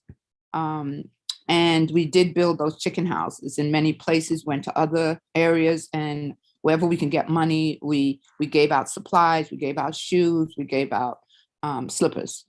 We gave out lots and lots of food that we could get our hands on from the food programs. And we started a Soybean Project where we were going to use soybeans for feeding, fertilizing the soil, and also feeding in the schools, as well as introduce it, because people didn't eat soybeans in Liberia. And so I had some training in that in Nigeria, and I took that back to Liberia, and it was really growing. But in 1996, we had another of those horrendous invasions. By this time, we had a clinic. The clinic had been attacked already, but we were still there with Liberians, all Liberians running the clinic. We had a little farm on my land. We helped the people in the displaced. And then in 1996, April, the city was attacked by Charles Taylor. Charles Taylor is known, his soldiers are known for indiscipline, for the kind of misery they can inflict on the public, on civilians. A lot of civilians died. Few soldiers compared to civilians were killed. murdered brutally. Some of my friends murdered brutally, you know, babies cut out of women's stomachs. You have to know what Black on Black crime is about when people start talking about, well, what about white on white crime? I'm sorry, yes, there's white on white crime, there's Bosnia, but I'm interested in what we're doing to each other. And so it was people, the wonderful Liberian people who friendly, easy to get along with, very, very compassionate. To see them doing these things, it just broke my heart. It made me lose my trust in humankind. Some of these boys were forced into being soldiers. They were drugged.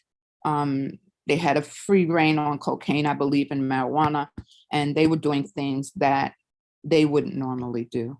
It ruined the whole generation of young boys, boy soldiers from 12, 13, 14, 15. It was just horrible. Everything was horrible, except the opportunity to help somebody else.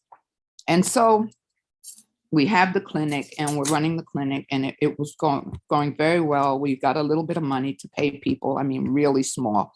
My salary was $200 a month, which I mostly used to help feed people and do what I could for my own children. And so in '96, when we had that April invasion, we stayed. We decided to stay. My husband went into the city. He worked for the UN at that time because we needed the money. He went into the city, and I never saw him again until we left Liberia. We would put a huge stove at the door at night. The soldiers were coming, Taylor soldiers were coming. They were going house to house. They were murdering, they were raping. My girls were teenagers now. And they were killing the occupants and taking whatever else they wanted. And so after 6 days and hiding a young man in my home who they were looking to kill, his sister, after 6 days, we saw an embassy truck outside of our house heading into a gated compound. I didn't live in a gated house. And my children called me to go speak with them. They turned out to be embassy people, and they had soldiers in the back of their truck, and they said, we're here to pick up Americans. And my daughter told them, but we're American. I never used that word the whole time I lived in Liberia. I was a Liberian as far as I was concerned, but I did want to get my girls out of there. So I told the man I would send the kids, and he said he was going into compound. When he came back, he would pick the kids up. I put the kids in the car when he came back, and I went on my porch and I began to cry. And he came to the porch and he said to me, don't cry, we won't leave you. We won't leave you. And I think either the best of intentions, God, or whatever you want to call it, came to me and said, get out of there. Get out of there now. So we only could carry one bag. I grabbed the food that my daughter had on the stove, put it in the car. And they took us to a huge, not the Freeport, but another open area, and just dumped us there. No food. We didn't know when we were leaving. It was raining. My children slept on the ground. My baby, my youngest, slept in one of the UN people's trucks in the back. And by the next day, the helicopter started coming to pick people up to take you out. We had no money. My husband, I'd not seen him. I didn't know where he was. The last time I'd heard from him, they were breaking into his office, soldiers, and then his radio went dead. We're both amateur radio operators, and so I have the right and the license to be on those UN, and whoever got a radio, I can be on it, and I can hear them. And so I didn't hear from him, but it was mainly to get the 5 kids out. And so we got to Sierra Leone. Sierra Leone turned the helicopter away. They took us to Senegal. And in Senegal, we met some Liberians who gave us a place to stay. And then we rented a place. I refused to leave Senegal because I'm going back to Liberia, mind you. People that worked for me went to stay in my house. They thought it might be safe. And when we got news that the house had been broken in, they were chased out, everything had been removed, we knew that we could not go back. And so I came back to New York, put my children with my mother who lived in Pennsylvania.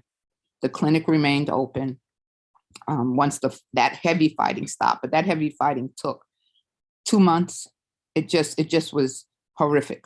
It was the worst fighting that had entered the capital city. Prince Johnson could have fought Charles Taylor, but the peacekeepers had neutralized Prince Johnson, so he could not fight Taylor. And Taylor did what we call a bloodletting. People just did everything. Had we been there, we may have died or been brutally hurt. So it was good that we left. We reopened the clinic. Taylor became president because people were tired of fighting. Our clinic is still open, serves about 14 to 18,000 people a year. Very, very low cost or no cost. Adult literacy is one of my specialties. And so we've always had adult literacy program. We started another one for displaced. And now we do adult literacy near markets. I think they'll show a film, I'm not sure, a video, a quick video that will show you some of what we've done. And we're still there. During Ebola, 2 of my staff died, or 2 of our family died, because we are like or more like family than anything. Sometimes I do have to lay the law down, but generally speaking, I go back and forth. Mahmoud, my husband, goes back and forth. And we do the best we can. We don't have a lot of money, but we do the best we can because I don't want to let the staff down. We have about 28 staff in Liberia. When I came back to New York, I opened a program here. I have 18 staff here in New York. We do after-school programs and adult literacy. Can't is not a part of my language. It just, you can do something. You don't have to do what I do. You can do something. You can help somebody who needs it. You can go and volunteer in a hospital and talk to a kid or an elderly person. We all need to be doing something. I'm sorry to say, I don't have a lot of respect for people who don't do anything. And it's all about me. And all I can do is, it's about me. I don't have time. I don't have money. I don't want to be bothered with that. More power to them.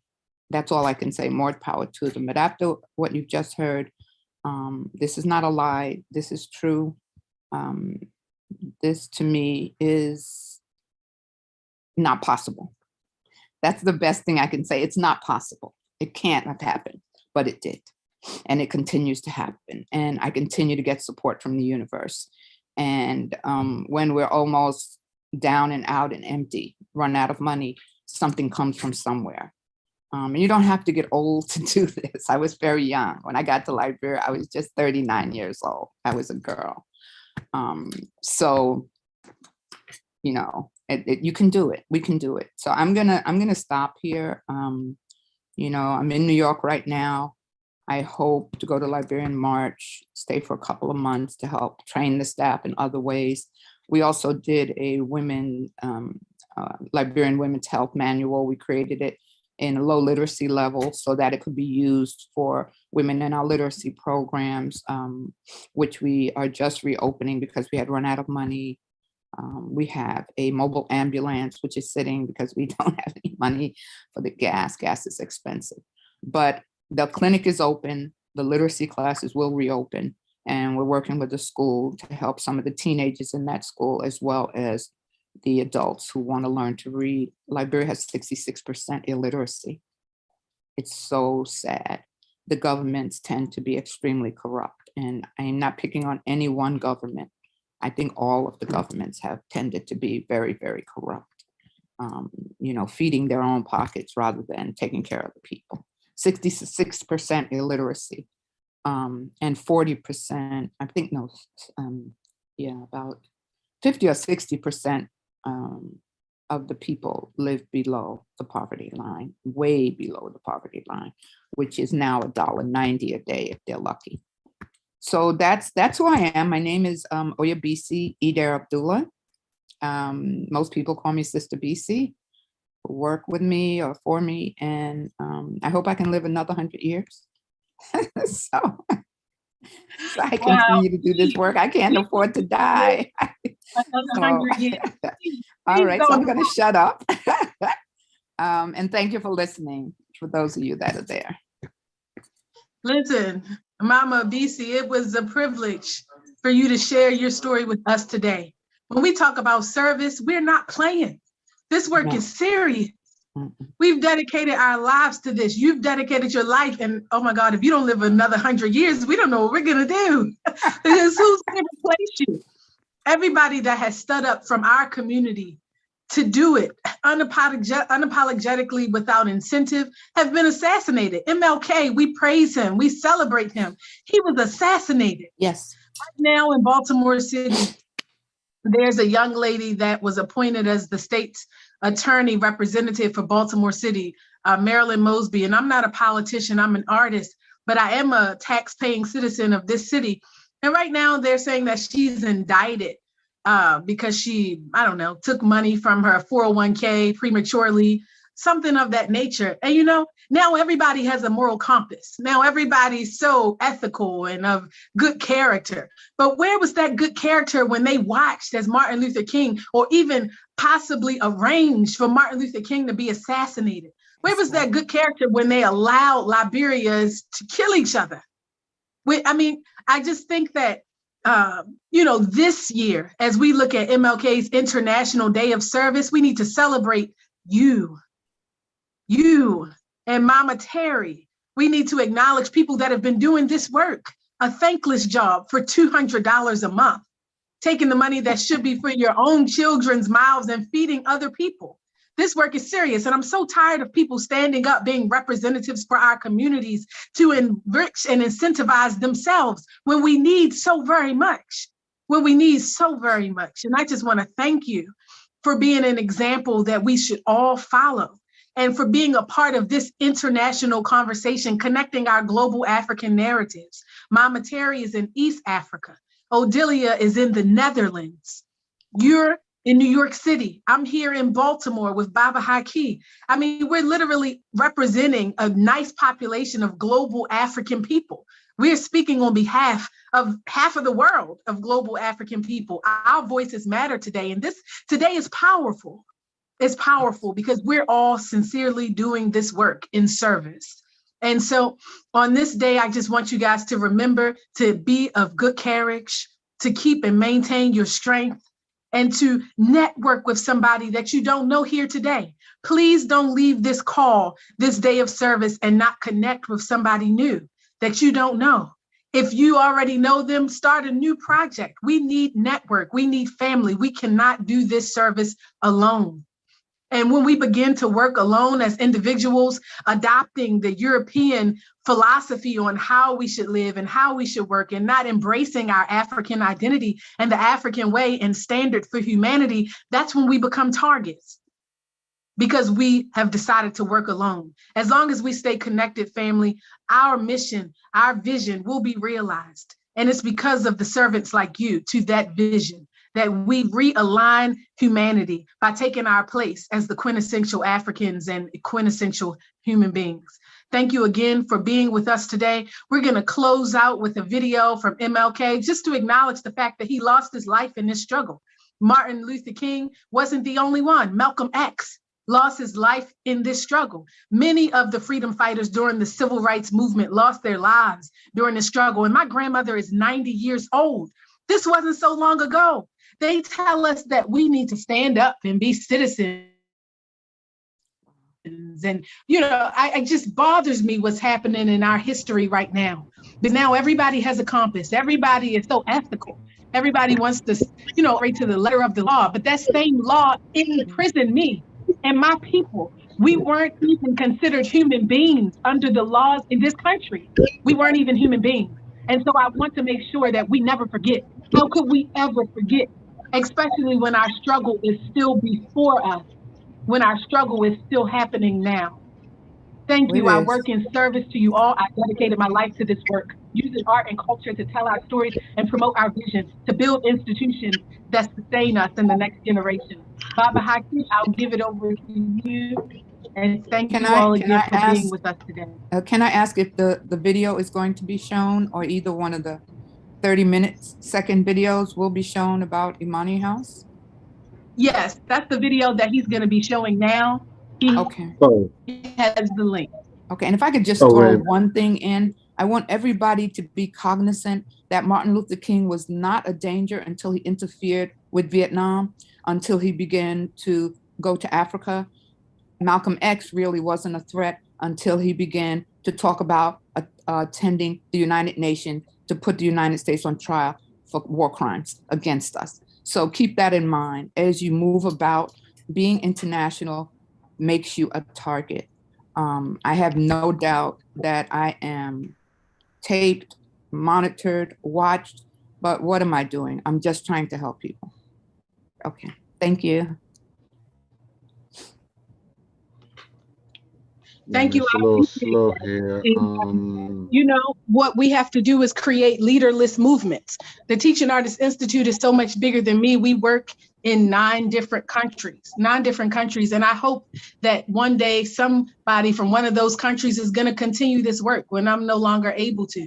We work to build a strong foundation so that anyone that would dedicate their life to this work in service would have the opportunity to do that. And so please let us know if you want to work. Go on our social media page. It's a tool. We don't own it. That's okay. It's a tool. Send us a message. We'll respond to you. If you're ready to get a shovel and help us build this vision, you're welcome. Please let us know. www.facebook.com/teachingartists. One word. Teaching Artists, one word. And also go to the Imani House. I'm not sure, Ms. Terry, if you have an initiative that's online, but if you do, please feel free to come off mute and let us know. And Mama, please tell us if you have a website. I know the Imani House does have a website, I believe, but if you also have social media, please let us know how we can contact you and how we can donate to support your efforts. Yes, thank you. We have our website is www.imanihouse.org. Facebook, we have an Imani House Facebook. We have an Imani House Instagram. We don't have a lot of staff to manage it, but it's there. I get a lot of following under Oya BC. If you put Oya BC into Facebook, you will find me. And I post a lot of what you put up. I'll always post what you put up if it's progressive. Okay, thank you.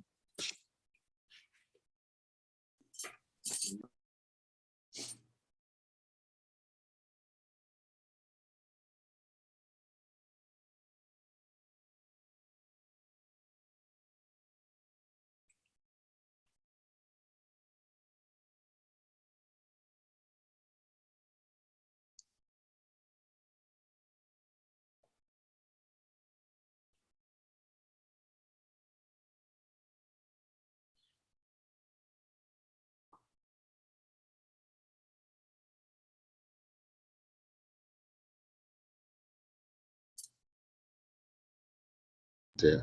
Can everybody see the video? Yes, I can see it. Okay.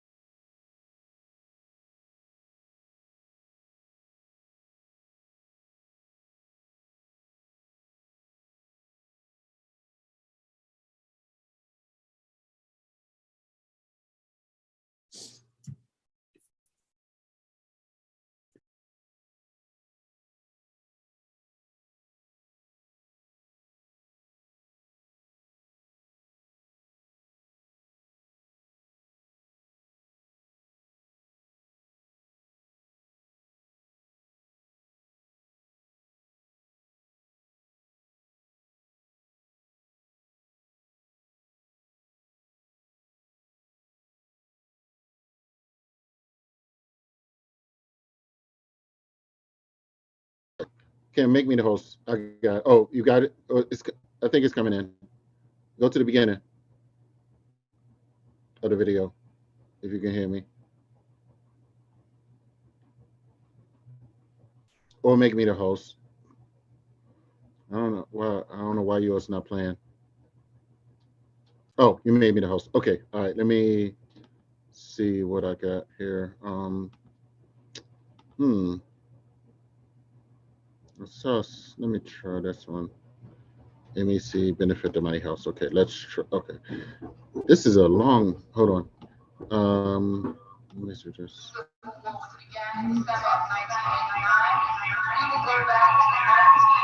Get away. Mute yourself. Hold on.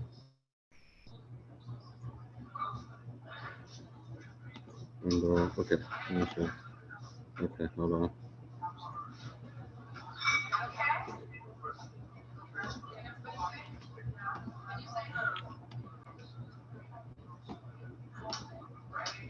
Okay, I think that's it. Hold on.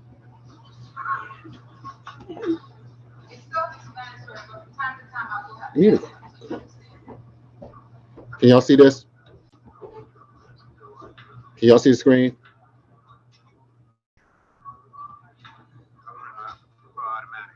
No, see I the can't screen? see anything. Okay, hold on. Yeah. Oh, I gotta share the system audio. Wait a minute. Let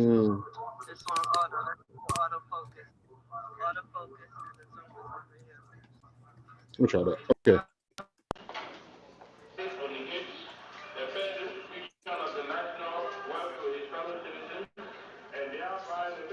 Oh, what is this? Uh-oh. This one is really long. Chairman of the People's Redemption Council and head of state of the Republic of Liberia. We weren't able to get the YouTube on. Do you think it has been monopolized by just few people, which has excluded the masses of the Liberian people from taking? I see one, but let me go back. I didn't know if this was.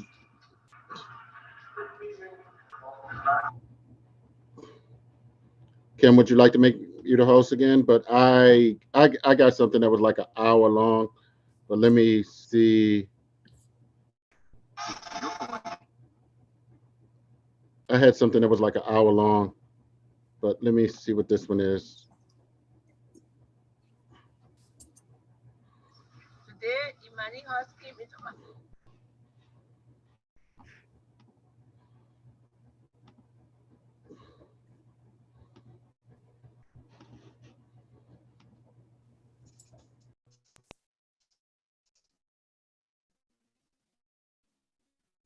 community to do screaming on people who Mama with a VC, nose I'm so sorry that we're having the difficulty.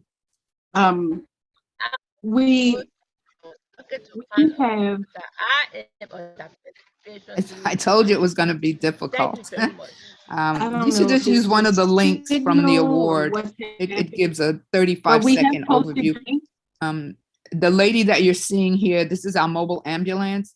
And what she's saying is that we came to her community to screen and treat people who didn't have access to a clinic.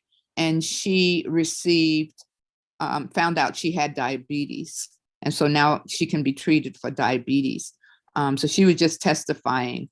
I wish I knew how to do this. I really don't. But this, let's see if this is it. Somebody did this for us. I don't know who did it. It's not me, but it's very cute. This is our original clinic. These are some of the women in 2008. I took this picture.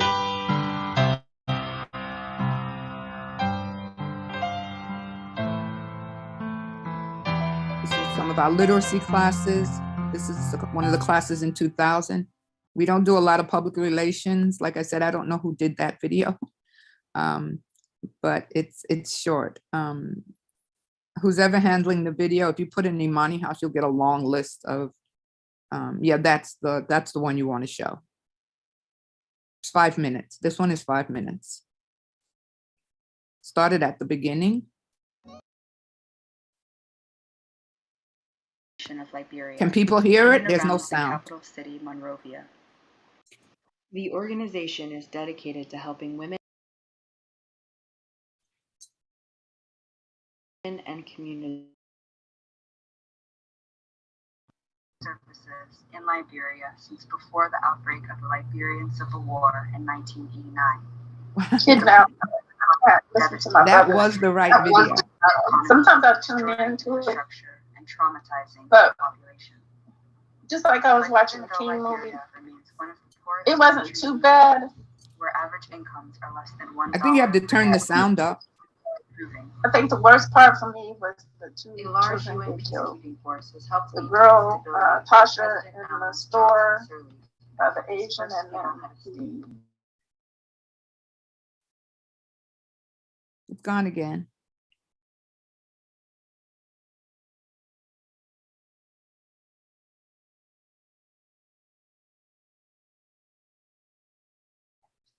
If you make me give me the rights, I can probably put it up. I don't know.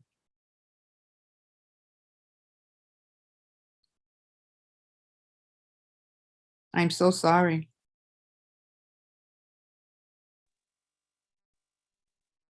We are too. All right, I made your host. I'm not I sure made your why the host. technical difficulty. I made your host.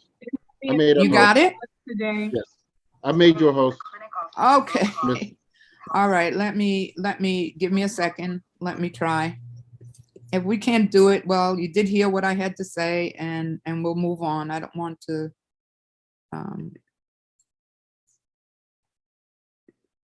so I have to do screen share.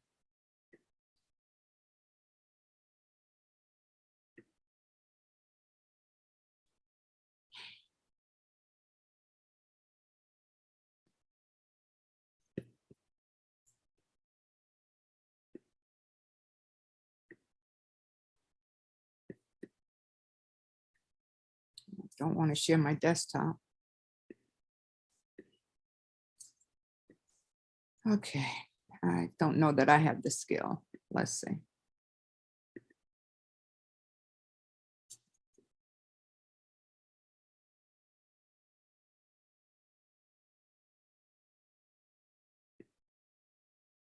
Oh, shit. Get out of here.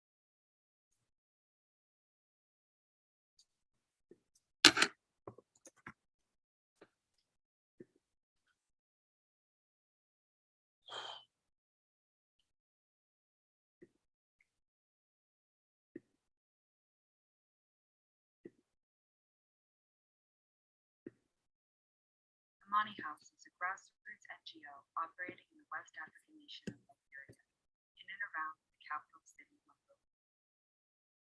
The organization is dedicated to helping women and communities with education, healthcare, and vocational training. Amani House has been delivering services in Liberia since before the outbreak of the Liberian Civil War in 1989. The 14-year conflict devastated the country.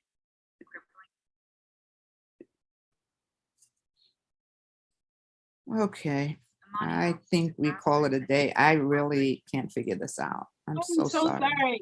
Mama BC, we have tried this video on our end. Maybe Mercury is in retrograde. I guess that's what they say. But we have posted your YouTube link, the one that we appreciated. Yeah, most we have inside tried. the I don't know, like I told you, that's why I didn't want to do it, because I really don't know how to manipulate things with Zoom. I have the link, but I don't, and it's a great video. Okay. So maybe you can show another time if we go back and practice how to set it up. He was able to show a couple of things. So, you know, I can't even get my stuff to work at all. So I don't know what to say. Are you able to hear me? I can hear you. Okay, we're gonna make sure that we post your YouTube link inside of the group chat for everyone to see on their own time. And we'll be sure that Okay. we email the entire list to all of the participants here today. I want to thank you so much again for being here with us and for even having that body of work on YouTube for us to go back and study. Thank you for trying on your end. Again, Mercury is in retrograde, so our technology is having issues. I want to shout out to my Mama Shiro out of Cameroon. Thank you so much for being here, Auntie. We appreciate you being here. Miss Celine is with us. Let's see if there anybody else. Of course, Dr. Njadi was already acknowledged. And we have a couple other people that are from Odilia's Ka Network, Nijoki DeCaro and Nelly Omino. Thank you so much for joining us today, and a couple other people, Mr. Okeke, and a few others. Thank you again for acknowledging MLK International Day of Service. We have to connect our global African narrative in service. You guys have a great day and make sure that you stay connected. Peace.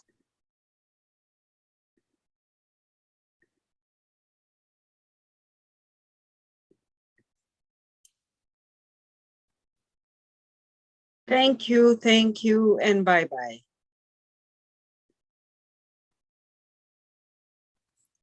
Thank you. I hope to come again so I can hear other people as well. Thank you. Sante sana, everyone.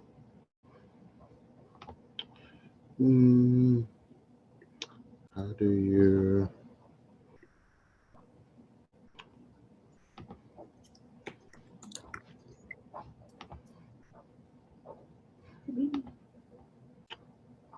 Okay. As long as you leave them.